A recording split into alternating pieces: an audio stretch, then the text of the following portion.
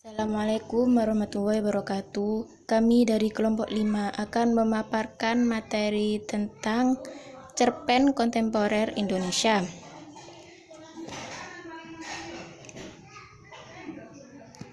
Pengertian cerita pendek merupakan sebuah bentuk karya sastra berupa prosa naratif yang bersifat fiktif. Isinya tidak lebih dari 10.000 kata. Cerita pendek atau sering disingkat sebagai cerpen adalah suatu bentuk prosa naratif fiktif. Cerita pendek cenderung padat dan langsung pada tujuannya dibandingkan karya fiksi yang lebih panjang. Cerita pendek kontemporer merupakan sebuah cerita yang bertentangan dengan konvensi yang saat ini. Tetapi dengan perkembangan ragam sastra lain, karya penulis juga melakukan inovasi ke dalam dunia kreativitas.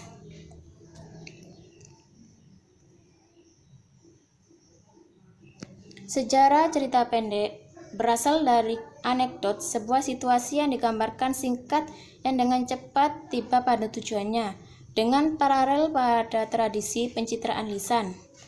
Sejarah cerpen bermula pada tahun 1930-an, sebelum karya sastra berupa cerpen pendek tidak banyak dikenal.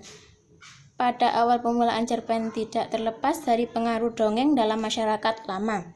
Sedangkan cerita pendek masa ini adalah peristiwa kecil dalam kehidupan sehari-hari yang mampu membuat orang tertawa.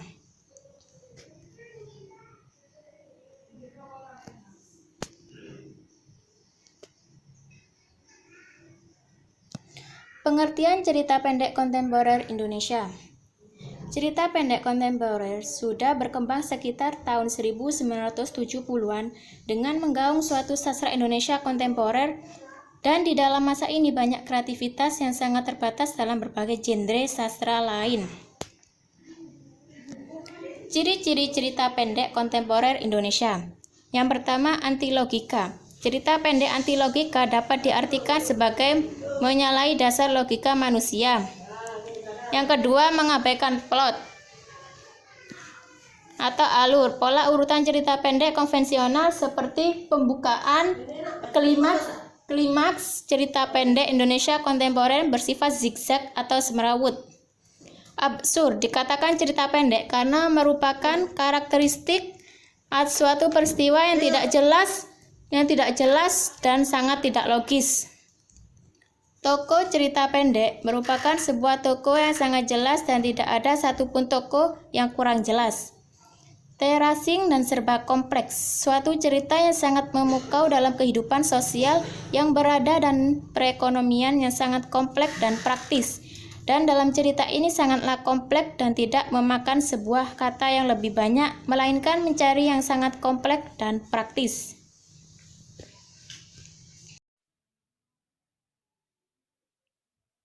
Unsur intrinsik pada cerita pendek kontemporer terdiri dari tema.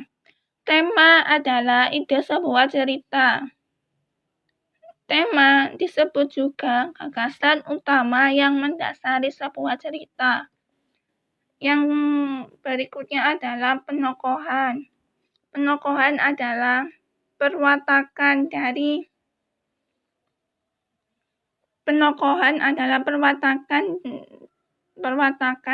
atau karakteristik watak dari tokoh cerita. Yang ketiga, alur. Alur adalah rangkaian peristiwa dari sebuah cerita. Yang berikutnya adalah gaya bahasa. Gaya bahasa adalah gaya bahasa yang digunakan dalam sebuah cerita. Misalnya menggunakan majas, hiperbola, majas personifikasi. Yang berikutnya adalah latar atau tempat suatu kejadian dalam suatu peristiwa. Dapat berupa latar waktu, suasana, dan tempat. Yang berikutnya adalah sudut pandang, merupakan posisi penulis dalam menempatkan dirinya di sebuah cerita. Sudut pandang ada dua, sudut pandang sebagai pengamat dan sudut pandang serba tahu. Yang berikutnya adalah amanat. Amanat adalah pesan moral yang ditujukan kepada pembaca. Unsur ekstrinsik pada cerpen terdiri dari latar belakang pengarang. Kehidupan pengarang dan kejiwaannya berpengaruh terhadap proses penciptaan karya sastra. Yang kedua, aspek-aspek politik. Situasi sosial politik seperti masalah ekonomi, budaya, dan pendidikan akan berpengaruh terhadap karya sastra. Yang berikutnya adalah hasil pemikiran manusia terhadap masyarakat. Hasil pemikiran manusia baik berupa ideologi, filsafat, maupun pengetahuan lain juga berpengaruh terhadap karya sastra. Apresiasi terhadap cerita pendek kontemporer 1000 Kunang-Kunang di Manhattan karya Umar Khayyam. Cerpen SKKM karya Umar Khayyam merupakan sebuah karya sastra yang mampu menggambarkan pertemuan dua budaya yang berbeda, yaitu budaya Timur Jawa dan budaya Barat Amerika. Kedua budaya memiliki ciri khas yaitu dalam satu latar waktu, tempat, suasana, yaitu di Manhattan, Amerika. Selain itu, cerpen SKKM mengungkapkan proses interaksi sosial budaya yang terjadi melalui pertemuan budaya Timur dan Barat. Cerpen SKKM menyampaikan pesan dan amanat yang menjadi persoalan mengenai pencampuran budaya, mengingatkan kembali bahwa pencampuran budaya tidak serta-merta membawa ke dalam pertentangan, melainkan pembaruan yang dapat terjadi. Berdasarkan perbedaan budayanya, Timur dan Barat jelas memiliki ciri khas masing-masing. Umar Khayyam sebagai pengarang dan orang asli Jawa menuangkan segala pengamatan ide dan kreasinya ke dalam cerpen SKKM karyanya. Kekuatan yang menonjol dalam cerpen yang berjudul 1000 Kunang-Kunang di Manhattan oleh Umar Khayyam dapat dilihat dengan memperhatikan ciri-ciri cerpen Indonesia kontemporer. Yang pertama, anti-logika. Cerita pendek anti-logika dapat diartikan sebagai menyalahi dasar logika manusia pada umumnya, yang disajikan secara tidak lazim dan berbeda dengan cerita pendek lainnya. Dalam cerpen ini, tidak ada penyelesaian konflik atau konflik yang dimunculkan oleh Khayyam dalam cerpen ini. Khayyam hanya menempatkan pembaca pada sebuah situasi konflik atau pengantar konflik yang kurang jelas. Dengan ini dapat disimpulkan bahwa pembaca dapat menafsirkan sendiri yang dikehendaki pembaca. Khayyam tidak menyelesaikan cerita ini dengan resolusi yang jelas, sehingga menimbulkan makna multitafsir. Yang kedua, mengabaikan alur cerita. Dalam novel SKKM, alur dalam cerita ini adalah alur campuran.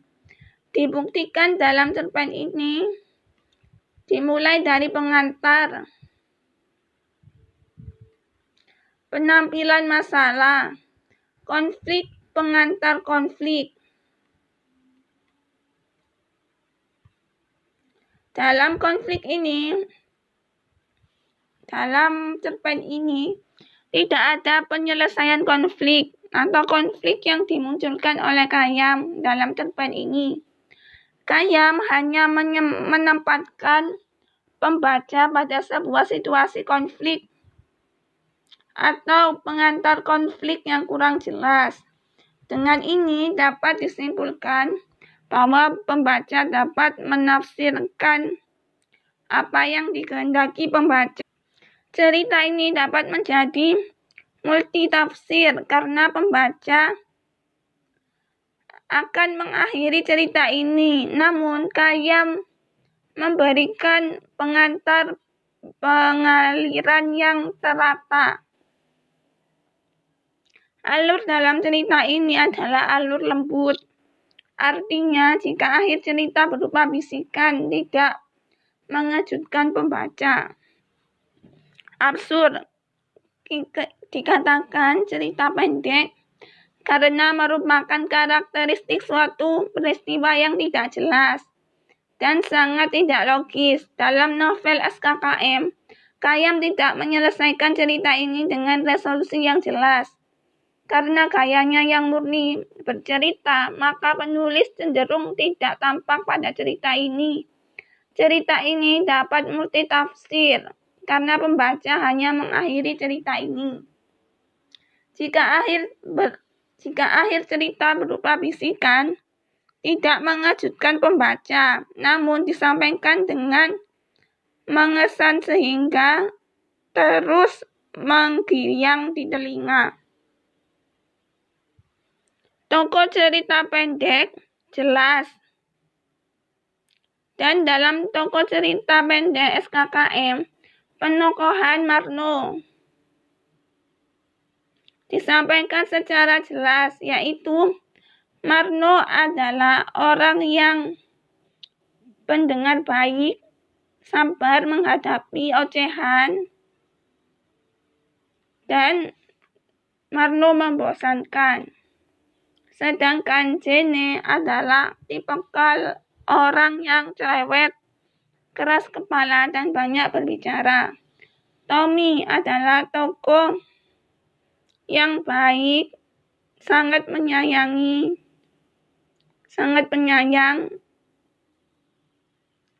dan sangat mencintai Jane. Yang berikutnya adalah terasing dan serba kompleks. Suatu cerita sangat memukai dalam kehidupan sosial yang berada dan perekonomian yang sangat kompleks dan praktis. Dalam cerita pendek SKKM karya Khayyam, tema dalam cerpen ini adalah sosiologis, artinya Khayyam ingin menceritakan adanya persamaan dan perbedaan kebiasaan antara budaya barat dan budaya timur. Namun Khayyam tidak mengakhiri tema ini dengan jelas. Pembaca diarahkan untuk menilai dan membawa cerita ini menuju kehendak pembaca, sehingga cerita dalam cerpen tersebut multitafsir. Demikian presentasi dari kelompok 5. Mohon maaf apabila terdapat salah kata yang kurang berkenan. Wassalamualaikum warahmatullahi wabarakatuh.